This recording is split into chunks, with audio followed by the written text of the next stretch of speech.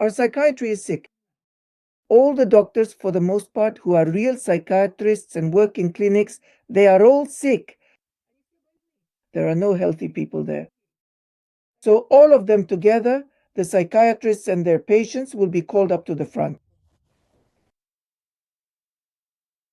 The State Committee of Azerbaijan for Work with the Diaspora declared as fake a publication by the Azerbaijani diaspora in Russia in which the diaspora called Baku's position political posturing in connection with the law enforcement raid on natives of Azerbaijan as part of the investigation into crimes from previous years. The publication on behalf of the Azerbaijani diaspora in Russia is provocative and has no connection to the diaspora itself. The dissemination of this kind of information by a fake channel is aimed against our country and our compatriots living in Russia. Referring to this material, which has no factual basis and is clearly provocative in nature, and presenting it as the position of the Azerbaijani diaspora is unacceptable, the State Committee stated. So what happened? The Azerbaijani community in Russia accused Baku of political maneuvering in connection with the law enforcement raid in Yekaterinburg and actions against people from Azerbaijan. Meanwhile, the Russian Azerbaijani community is trying to recover from yet another shock following the deaths of compatriots as a result of a law enforcement raid in Baku. Continues to play political games every time there is a crisis for the diaspora. In Belgrade, new protests have erupted. Those gathered at the prosecutor's office are demanding the arrest of Uchechi. But of course, he is clearly pro-Russian. He's being supported, so the calls for his arrest. Yes, people there, you see, it's a small country. They have a different attitude. Russia is such a huge machine that when an idea comes up in one place, it takes 10 years before that thought is heard somewhere else. The musician Lida, whom Mizulina previously accused of promoting pedophilia, found that apologies did not help. The organizers, for so-called technical reasons, postponed the concert. Meanwhile, the Belarusian KGB thwarted a planned drone attack on the country's strategic facilities, as was announced on the ONT TV channel. The channel reported that over the course of 732 days, security forces carried out a multi-step special operation. Friends, what is this? 732 days. Do you realize how many years that is? Well, that's at least 2 years. To carry out a multi-step special operation. Come on, have some fear of God, as people say. Have some fear of God telling us things like this. So, are you saying that the Belarusian security forces do nothing and spend 2 years working on some elaborate scheme? Isn't that funny? So, as a result of this elaborate scheme, they managed to extract from abroad the organizer of a group that was preparing strike drones to attack strategic targets across the country. They promised to reveal the details of the operation on Monday evening in Belarus, but as far as I know, they still haven't. So, who did they actually bring out? You see, they can present any person and just say they brought him out. That's just to make people believe it. In the activities of the MGB or KGB, whatever they have now. The group of 7 has agreed to exempt big US businesses from some taxes. Well, good for Trump. Basically, he tries to put pressure with sudden moves, throwing grenades at everyone. I mean fruit grenades made up of red seeds. And these red seeds are flying in all directions, and Trump achieves nothing. Such concessions for his country, for his businessmen. But the fact that he's twisting the arms of businesses inside the country is another matter. Russian hackers have attacked the ICC, the International Criminal Court, and this court stated that it was subjected to a complex and targeted cyber attack when the leaders of NATO countries gathered in The Hague for a summit last week. The ICC headquarters is also located in The Hague. Dutch cybersecurity authorities reported a series of cyber attacks against local government bodies and other institutions in the lead up to and during the summit. Law enforcement agencies may gain access to the data of all Russians who have ever visited a psychiatrist. The Ministry of Health intends to create a unified registry of such patients to improve medical statistics for planning assistance, including users of the list with certain restrictions. The Ministry of Internal Affairs is mentioned. Doctors are against it. They believe this will violate client anonymity. However, the Ministry of Health assures that the data will be protected. Noodles, noodles, noodles, right? Tasty noodles, by the way. Pasta, Italian pasta. They say it's very delicious. I don't like pasta. But calling the dish pasta seems like a more civilized name than just noodles or macaroni. So right on the ears. On the ears or Italian pasta? No, when it's made by Russian special services, it has a completely different taste. Maybe, of course, it's even tastier. And its dough is different too. However, I repeat once again, the Ministry of Health assures that the data will be protected and will not fall into the hands of persons not provided for by law. Not provided for by law, what does that mean? Where and who? Who will get access? Do you understand who the law actually means? It's basically everyone. Judges, the prosecutor's office, the Ministry of Internal Affairs, the Investigative Committee, the Federation Council, the State Duma, the Presidential Administration. That's millions of people. That's how it is. All of them could be involved, including military agencies as well. And there are plenty of crazies among them. Now let's figure this out. A large mobilization is currently being planned. We are now on the verge of a major, truly large-scale mobilization. We are on the verge.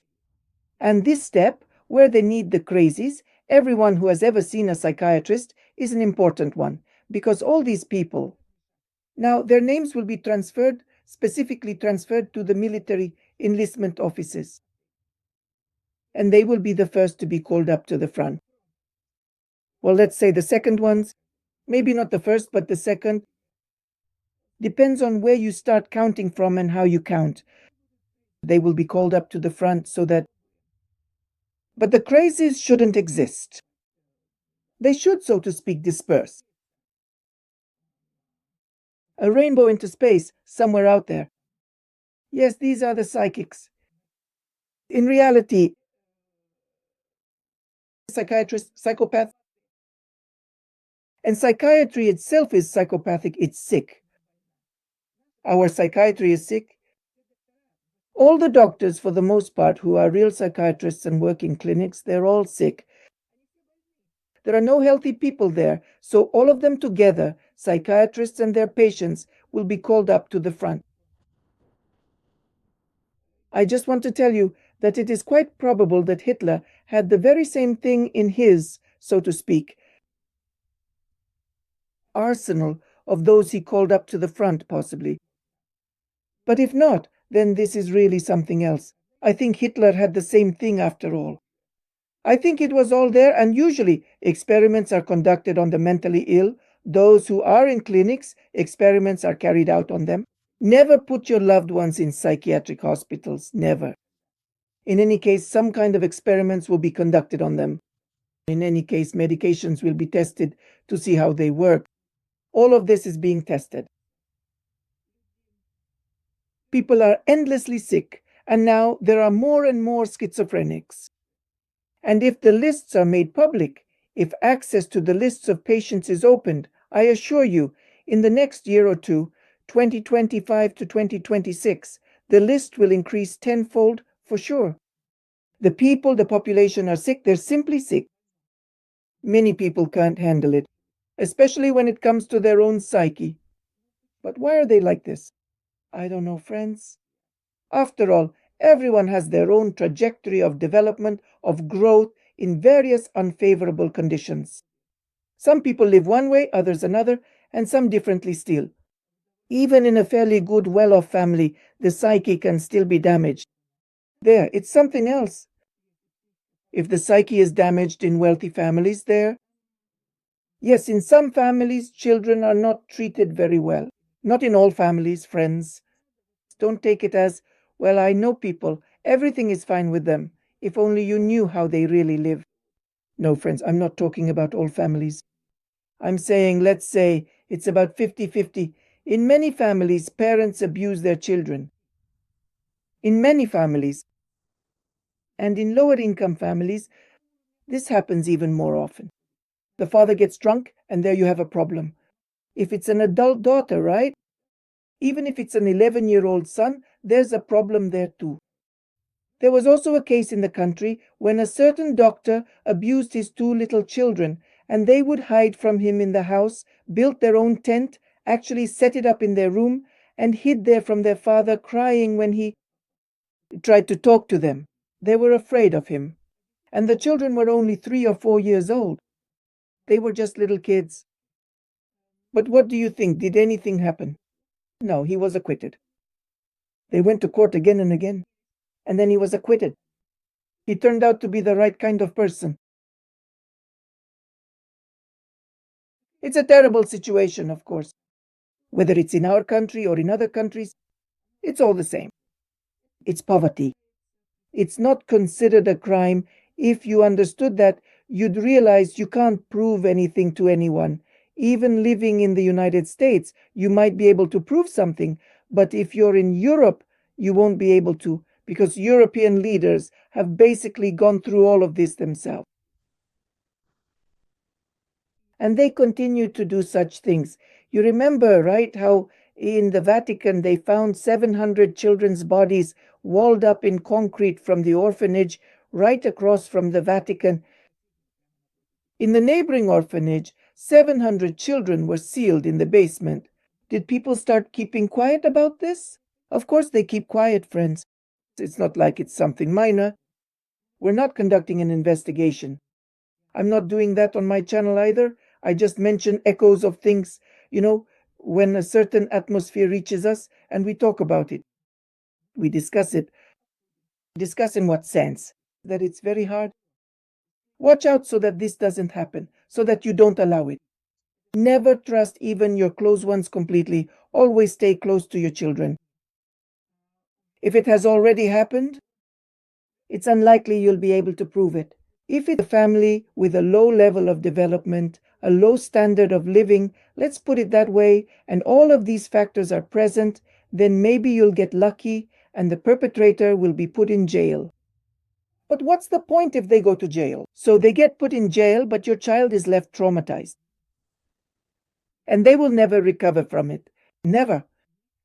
It stays with them for life. So when we talk about psychopathy, about psychos, there are so many of them. And there are so many who have been abused, so many are registered. Because it's painful for children to live with this secret. That's the kind of upbringing they get. After all, the upbringing is also wrong for all the children living around us. Well, it's not exactly wrong. It's not like someone is raising them in anger or anything like that. No, they're just being raised in fear. And that means they're afraid to tell anyone anything. Or they think that's how it should be because it's a parent from their own family. Because you can't air your family's dirty laundry. And, as a rule, it's the mother, often the mother, who covers it up when fathers do these things. In America, there are a lot of movies made about this topic, a lot of troubled people. You see, people who are troubled, dissatisfied, they work out their psychological insecurities and fears on children. And if there are no other strangers, children, they don't go to the park to kill children and do something with them. Then there are always their own children nearby on whom they take out their illnesses. Today is July 1st, 2025. I am Tanya Karatsuba Seidbergen. As military events draw ever closer, and our situation, we don't know what stage we're in, how we communicate with each other, because the situation is getting worse. I have launched my own website on the NewsRocks platform, which I am showing you now. Please visit, follow the link. I will provide it in the description under my videos, so you can go there and find me, because it's unclear how long YouTube will last. And whether it will still be shown in Russia is unknown. As soon as any serious events begin, I believe that for some time, Russia may be cut off from the main platforms. YouTube is the main platform. It's a pity, of course, friends. It's really a shame. But it turns out that we need to choose other platforms as well, where we can communicate with each other.